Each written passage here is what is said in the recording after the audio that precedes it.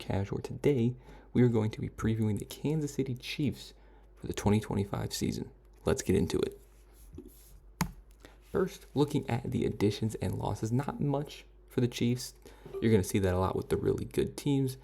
Mainly, the only things they really brought in were a bunch of rookies that could get early playing time. First being their first-round pick, Josh Simmons, out of Ohio State. Apparently, he's had himself a really good offseason, maybe even a great offseason for the Chiefs, and already can potentially establish himself as the best tackle on the team. So really good pickup for them there. Then they get Jalen Royals out of the 4th round from Utah State. Don't know exactly how much we're going to see out of Jalen Royals, but I really like Jalen Royals coming out of Utah State. I thought he should have went a lot higher than the 4th, and apparently I think he's had another one of their rookies that's had a great camp as well. They bring in Omar Norman-Lott from the 2nd round out of Tennessee. Another guy I think could have maybe went in the 1st round in the draft, but ended up falling to the Chiefs in the 2nd.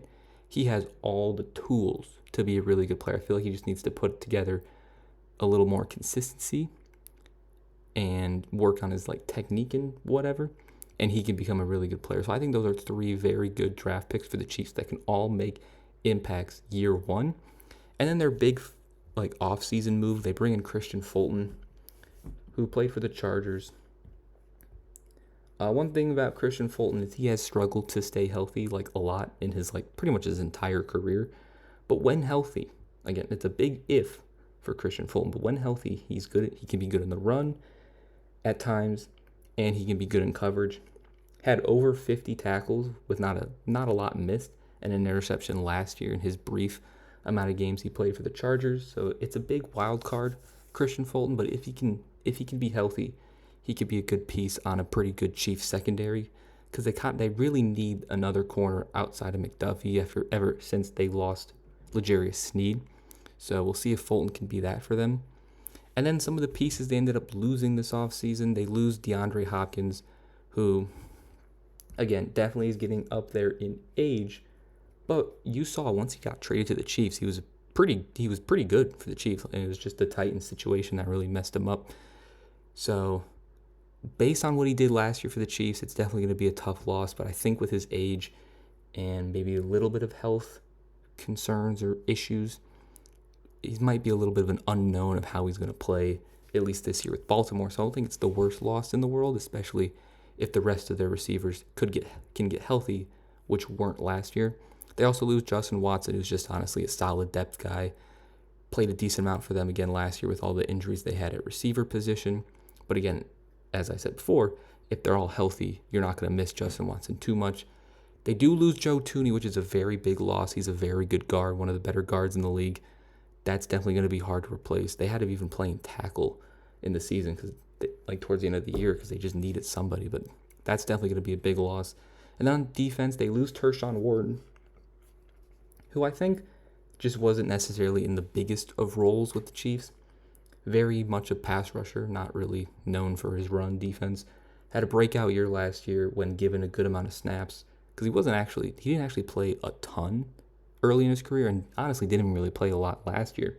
But when he was given a somewhat decent amount of snaps, he had 6.5 sacks and a good amount of pressures. He's only 26 years old, so they will miss him, but I think they can replace him because I don't think they were using him as much as they wanted to. I don't think they prioritized him maybe until a little bit of this year. And then Justin Reid, I think, might be the biggest loss on the defense. I guess they only really lost 2 big guys. But Justin Reid, very good player. Just a consistently good safety for both Kansas City and even when he was in Houston. He's good in coverage, good in the run. You can easily rely on him to get over 80 tackles. He'll force turnovers. But I don't think, losing him overall is not good, I feel like. But I do think they have young guys in that safety room that are now going to be given a role that can step up, and we'll talk about them when we get to the defense. But first, we got to go over the offense. So the offense for the Chiefs last year was 15th in scoring. Definitely was a down year for the offense, but Mahomes was a little inconsistent, at least at the beginning of the year, first half of the year. The O-line was not good. The receivers were getting banged up. So it definitely was an up and down year for the Chiefs, but you can understand why their overall production wasn't as high. As I mentioned, the O-line wasn't as good. Wasn't good. 16th most sacks allowed last year. Just overall not the best group. You have really good pieces because I really like Justin Simmons, their first round pick. You obviously have Creed Humphrey and Trey Smith, who are some of the best at their position and just best overall in the league. But then outside of that, it's a little iffy. You have Jawaan Taylor as your starting right tackle currently. Very inconsistent, very penalized. You did bring in Jalen Moore from San Fran, who I think is a much better player than Jawaan Taylor and a much more serviceable starter than Jawaan Taylor, and I think he'll eventually get the starting job as the other tackle opposite of Josh Simmons. And then that left guard spot, they currently have Kingsley in there. Don't know how to say his last name. Didn't have the best rookie year, second round pick. So we'll see if you can get more out of him. But again, he was a rookie. He could take a step up this season. But outside of Creed Humphrey, Trey Smith, you're relying on Jawaan Taylor, Jalen Moore, a second round pick from last year, and a first round pick from this year. It wasn't the best group last year. I do think it'll be slightly better, just simply bringing in guys like Josh Simmons and even Jalen Moore, who I think, again, will get the starting job. But overall, it's not the best group. You just have your really top-end talent and then everybody else. At the quarterback position, we obviously know Patrick Mahomes.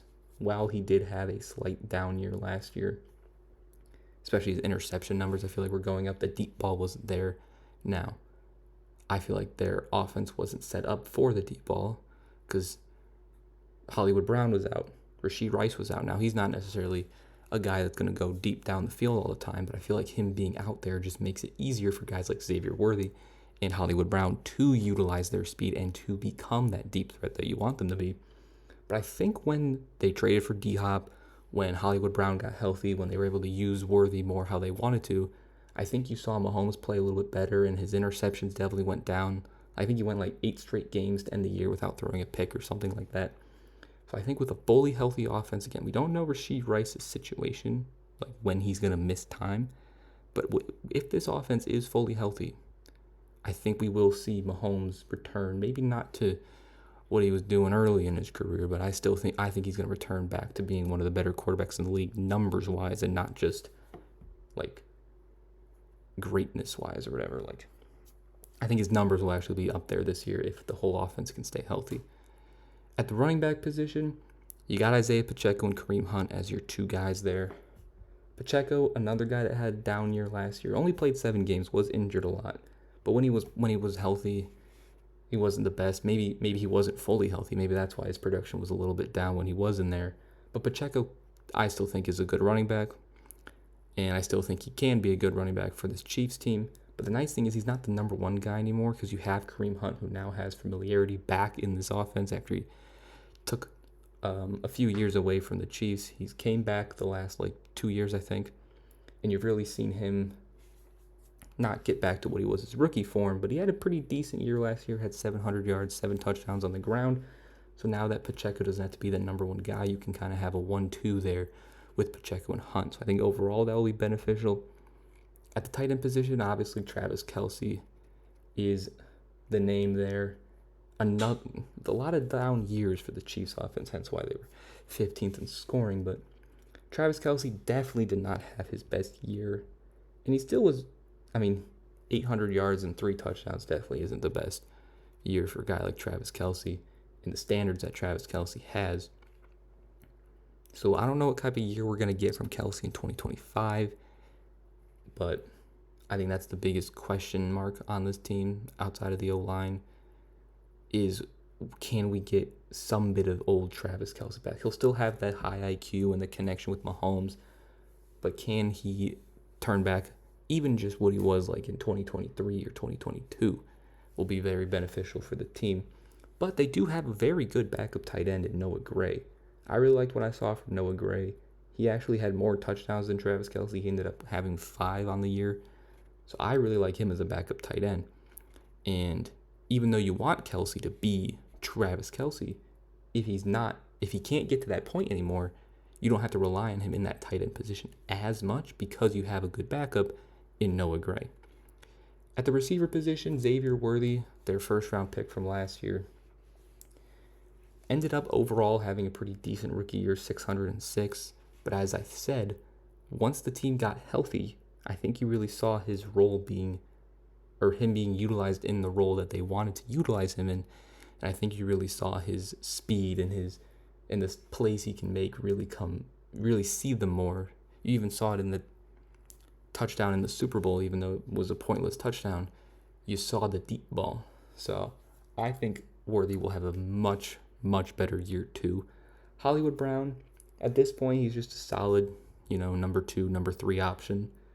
Probably can't be that number 1 guy, and you don't maybe want him to be the number 2, but as a number 3, which he currently is the 3rd best receiver on this team, that's pretty good. He only played 2 games last year for the Chiefs in the regular season. Didn't do too much, but again, didn't really get an opportunity to do too much. And then obviously the number 1 guy here is Rashee Rice. Don't know when he's not gonna play, when his suspension's gonna kick in. But I'm pretty sure he's gonna play week 1.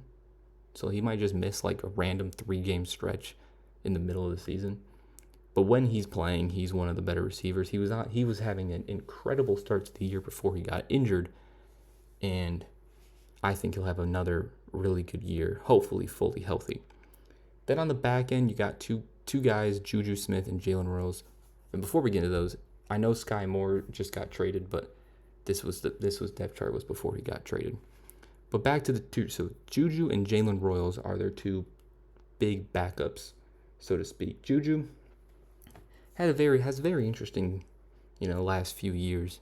He was on the Chiefs, then he left, then he came back to the Chiefs. And I feel like he's just meant to be a Chief. He's only gonna be good on the Chiefs, and he's not gonna be good bouncing around other teams like the Patriots.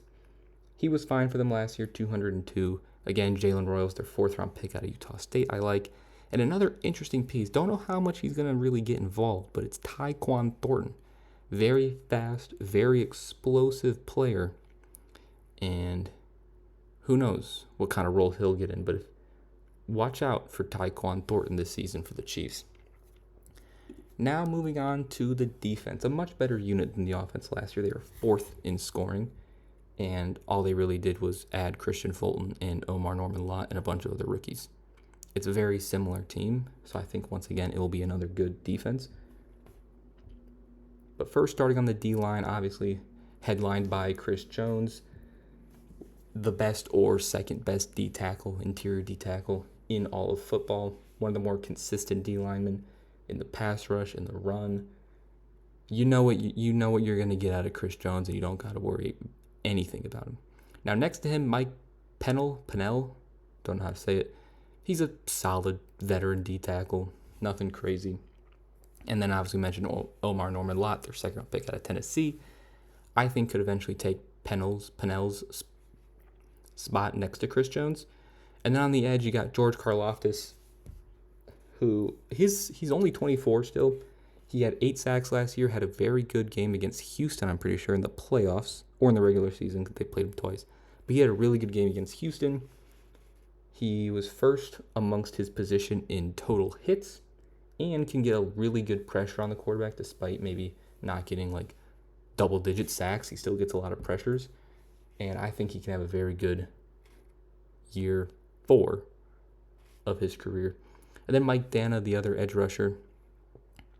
Honestly, he was pretty good in 2023 when he was fully healthy, and he only played 15 or 16 games.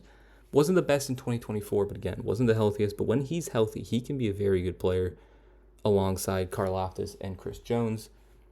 Another guy, Charles Omenihu, had 7 sacks in 11 games in 2023. So they have a lot of guys that have shown to be very good. They just got to maybe put it together more. And then another guy, Ashton Gillette, their 3rd-round pick from Louisville, had 11 sacks in 2023 in college. So we'll see what type of role he can carve in for the Chiefs defense. At the linebacker position, very good linebacker group, one of the better linebacker groups in the league. To have 3 very good guys like they have is probably pretty rare. Normally you see 2 players, but they have 3 very solid to really good linebackers. First, Drew Tranquil. Last year was probably his best in coverage. Tackle numbers were a little bit down, but they were still good. And he's normally a very secure tackler and always can get pretty decent sack numbers for an outside will linebacker. Then you got Leo Chenal as your strong linebacker. very good in the run, very secure tackler. Didn't really play a ton in the first 3 years of his career, but still put up good numbers. And now he gets to enter year 4 as, again, that starting strong side outside linebacker. And then the guy in the middle, probably the best linebacker on the whole team, Nick Bolton. Definitely had a slight down year last year, but he has shown before in his career that he can be one of the better linebackers in the league. He can be a top 10, maybe even top 5 linebacker, and he's still young. So the trio of Bolton, Tranquill, and Chenal, one of the best. And then in the secondary, you have some really good players. Obviously, Trent McDuffie being the most notable one. All-Pro in the last 2 years, very good in the coverage. Also very good run defender too. And he's only 24 years old. You have Jalen Watson, who's entering his 4th year. He was pretty good in 6 games last year, but he can be inconsistent at times. You would like to see a little more consistency out of him. Your 2 safeties are very young and very promising. Brian Cook is a very good run defender, had over 80 tackles and 2 interceptions in his first year, playing all 17 games. Very secure tackler. Could improve in pass coverage, I will say that. But he did have his best year last year, and he's only 25. And then Jaden Hicks, the guy opposite to him, despite having a limited role as a rookie because Justin Reed was there, he still had a very good year. Was solid in the run, solid in the pass, showed he can be a good tackler, showed he can be reliable, if not good in coverage. And despite not playing a ton, he still managed to get himself 3 interceptions, and now he gets to be the full-time starter. So I'm expecting big things out of Jaden Hicks in his second year.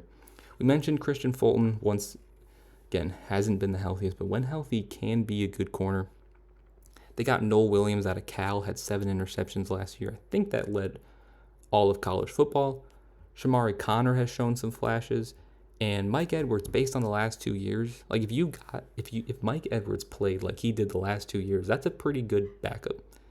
You might not want Mike Edwards as your starter, but if he's your backup, him and Shamari Connor might be the best safety backup duo in the league. So the Chiefs have a very good set of 4 safeties. It was a really good defense last year. They didn't really lose much on the defense. They just added to it. So I think once again, it'll be another good defense. They got good coaching. It's going to be another good year for the Chiefs on all ends. Because even with a bad offense, they still won 15 games. Quickly looking at the special teams, Harrison Butker, still one of the best kickers in the league. Matt Ariza, good punter, can punt it super far.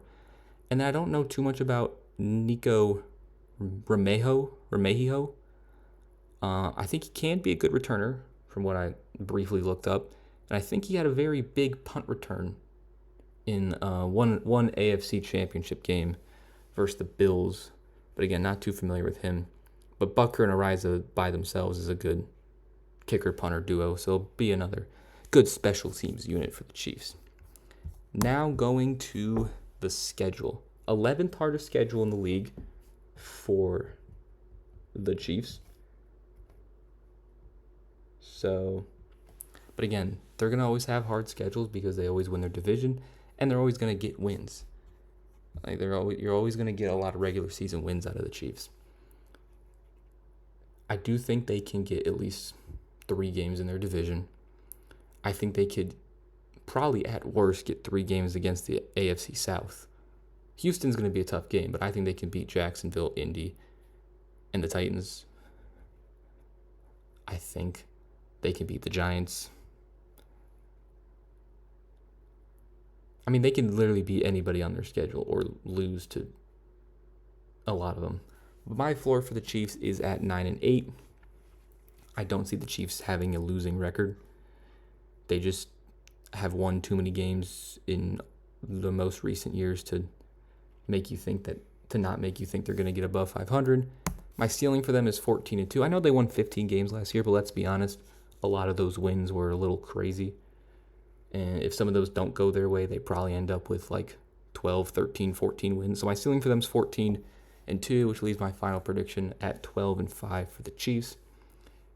Once again, another good regular season year.